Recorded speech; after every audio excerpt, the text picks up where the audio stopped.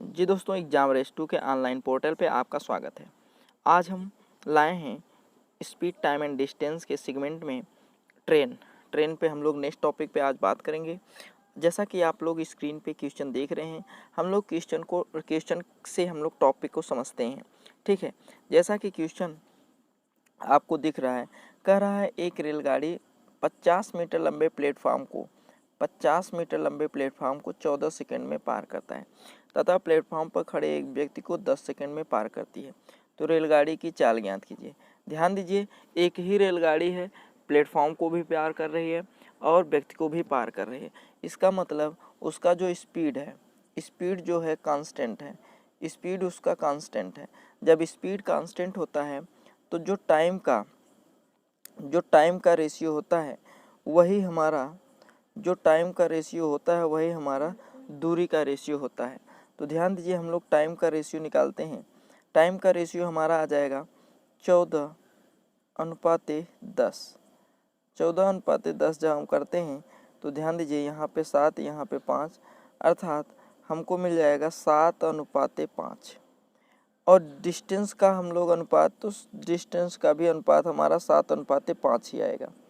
Distance का भी हमारा अनुपात 7:5 आएगा। ध्यान दीजिए, ट्रेन की लंबाई ट्रेन की लंबाई यल मानते हैं और प्लेटफॉर्म को पार करने में 50 मीटर और तय करता है। जब किसी व्यक्ति को पार करेगा तो यल। अब देखिए, इसके और इसके बीच में अंतर कितने का आएगा? 50 का। अब ध्यान दीजिए, यहाँ पे टाइम जो डिस्टेंस का रेशियो है 7:5 है, इसका जो डिफरेंट है 2 है, और 2 का 2 यूनिट का वैल्यू यहाँ पे दिया हुआ है 50। 2 यूनिट का वैल्यू 50 मीटर है। 1 यूनिट का वैल्यू आपको कितना मिलेगा? 1 यूनिट का वैल्यू आपको मिल जाएगा 25। 1 यूनिट का वैल्यू आपको मिलेगा 25।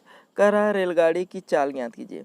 रेलगाड़ी जब व्यक्ति को पार करेगा तो अपने ही बराबर दूरी तय करेगा। तो हम मान के चलते हैं, देखिए इधर से लेके चलते हैं, 5 यूनिट का वैल्यू निकाल लेते हैं। तो 5 यूनिट का जब हम लोग वैल्यू निकालेंगे, ध्यान दीजिए, यहाँ से लिखते हैं 5। 1 यूनिट का वैल्यू, यहाँ पे अगर हम 5 यूनिट का वैल्यू निकालते हैं तो 5 यूनिट का वैल्यू 5 पच्चे 25 पंचे 125, अर्थात ये आपकी जो दूरी है 125 आ गया। दूरी जब 125 आ गया और टाइम क्या रखेंगे हम लोग? 10 टाइम रखेंगे 10। तो हम लोगों को जब स्पीड निकालना होता है तो d/t वाला फार्मूला लगाते हैं। d/t की जगह पे हम लोग d की जगह पे 125 रखेंगे। कितना रखेंगे? 125। टाइम दिया हुआ है 10। यह कह रहा है किलोमीटर प्रति घंटा में ज्ञात कीजिए। तो ये मीटर पर सेकंड है, इसको किलोमीटर प्रति घंटा में बदलने के लिए 18/5 से गुणा कर लेते हैं। ठीक है, तो यहाँ पे ये 25 हो जाएगा। यहाँ पे कितना हो जाएगा? 25। और आपका हो जाएगा 25 18 में जब गुणा करते हैं तो ये आपका आ जाएगा ये 450/10, और 10 से 10 हमारा कैंसिल हो जाएगा। स्पीड हमारा आ जाएगा 45 किलोमीटर प्रति घंटा। 45 किलोमीटर प्रति घंटा। ये ऑप्शन नंबर बी आपको मिल जाएगा भाई। ऑप्शन नंबर बी, जैसा कि आप लोग देख रहे हैं। ये आपको समझ में आया कि नहीं समझ में आया? अगर समझ में आ गया हो तो लाइक ज़रूर करिएगा। अगर नहीं समझ में आया तो कमेंट करके ज़रूर बताइएगा कहाँ पे नहीं समझ में आया। ठीक है, और चैनल पे नए हो तो सब्सक्राइब कर लीजिएगा। ठीक है, सब्सक्राइब बनता है भाई। चलिए आगे हम लोग चलते हैं नेक्स्ट क्वेश्चन पे। हमारा अगला क्वेश्चन है, एक रेलगाड़ी प्लेटफॉर्म पर खड़े एक व्यक्ति को 8 सेकंड में पार करती है। कितने सेकंड में पार करती है भाई? व्यक्ति को 8 सेकंड में पार करती है तथा वह 664 मीटर लंबे इस प्लेटफॉर्म को 20 सेकंड में पार करती है। वही है, एकदम सेम क्वेश्चन है। रेलगाड़ी की लंबाई ज्ञात कीजिए। इसमें रेलगाड़ी की लंबाई पूछ लिया है बस। अब ध्यान दीजिए, जब एक ही रेलगाड़ी है, उसको भी पार कर रहा है, तो स्पीड क्या होगा? नियत।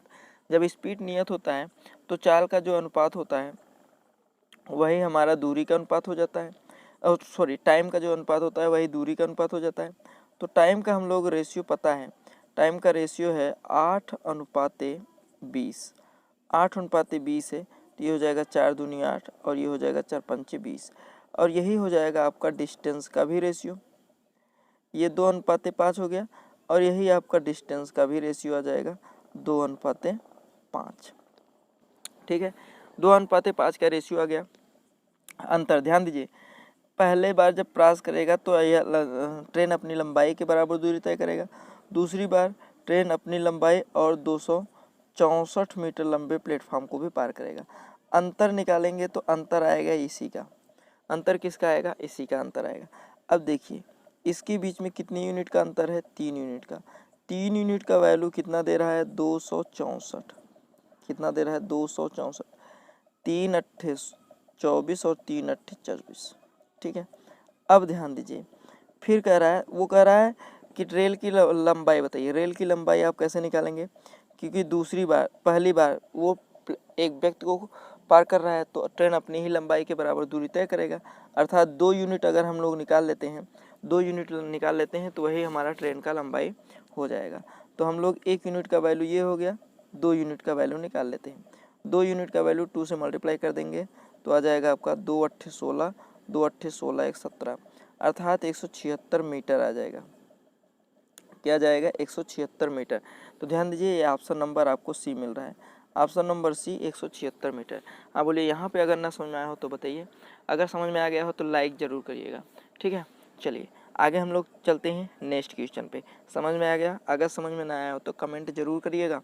चलिए हम लोग नेक्स्ट क्वेश्चन पे चलते हैं, और शेयर अभी तक नहीं किए हैं तो शेयर कर लीजिए। ठीक है, चलिए हमारा क्वेश्चन दिया हुआ है 240 मीटर लंबी रेलगाड़ी एक खंभे को, अब रेलगाड़ी की लंबाई दिया हुआ है 240, एक खंभे को पार करता है 24 सेकंड में, और वह रेलगाड़ी 650 मीटर लंबे प्लेटफॉर्म को कितने समय में तय करेगा।